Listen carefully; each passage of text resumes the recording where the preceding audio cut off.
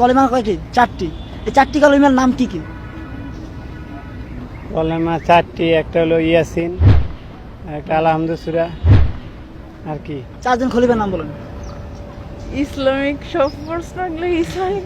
হ্যাঁ, আচ্ছা ঠিক আছে। তাহলে নামাজের ভিতরে বাইরে কত খরচ? 4। আচ্ছা ঠিক আছে, থ্যাংক ইউ। গোসলে কত খরচ? 3 ফরজ, 3 খরচ। নামাজের ভিতরে বাইরে কত খরচ? 17 ফরজ। আমাদের প্রধান চার ফেরেশতার নাম যদি জানেন।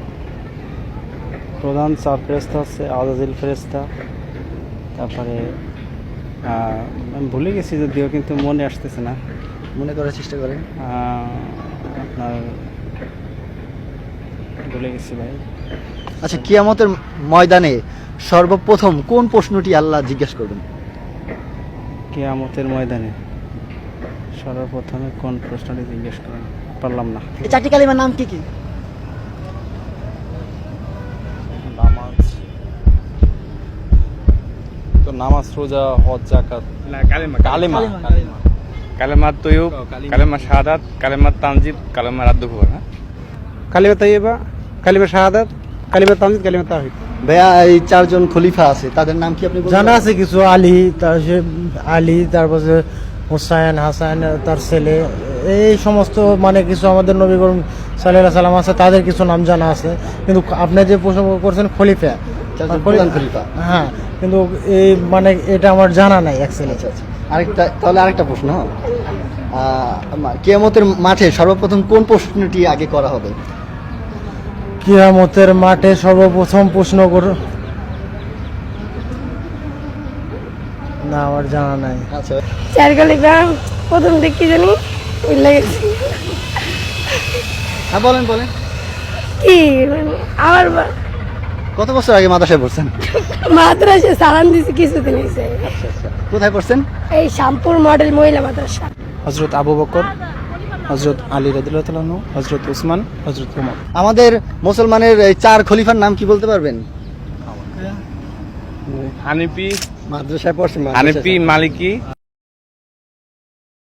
হানিফি, চারজন সাহাবী, বড় বড় সাহাবী। না, চারজন খলিফা হচ্ছে আবু বকর, ওমর, আলী, উসমান। যেহেতু সামনে কোরবানি, তো কোরবানির পশুর ন্যূনতম বয়স কতটুকু দরকার? 2 বছর।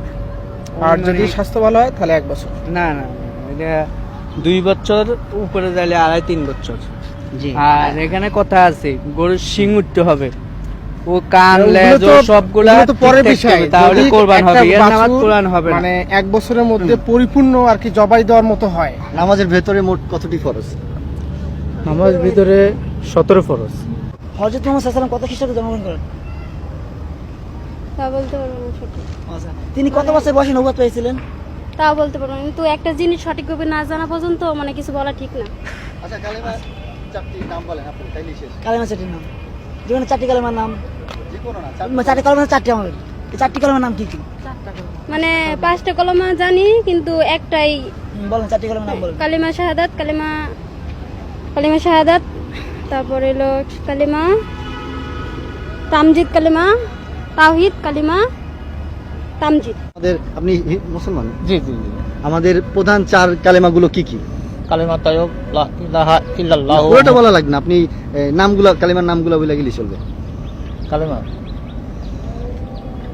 এটা হচ্ছে কালেমা তাইয়্যিব, এটা প্রথম শব্দ। এটাতে আমার মুসলমানের আসলে প্রথমে এটাই করতেই হবে। না, হ্যাঁ, কালেমা চারটি না, চারটি নাম বলবেন শুধু। কি কি? এটা বস আমি কিছু জানি না, এটা জানতে হলে পরে আমার করতে হবে। কালেমা চারটির নাম জানেন না? জি না। ধন্যবাদ কাকা। এইটাই। মানুষের দুর্বল বিষয় নিয়ে আমরা কাউকে লজ্জিত করতে চাই না। প্রশ্ন থেকে যায় আলেম সমাজের উপর, যারা আমাদের এই ইসলামিক জ্ঞান দিতে চায়। আসলে আমরা কতটুকু শিখতে পেরেছি?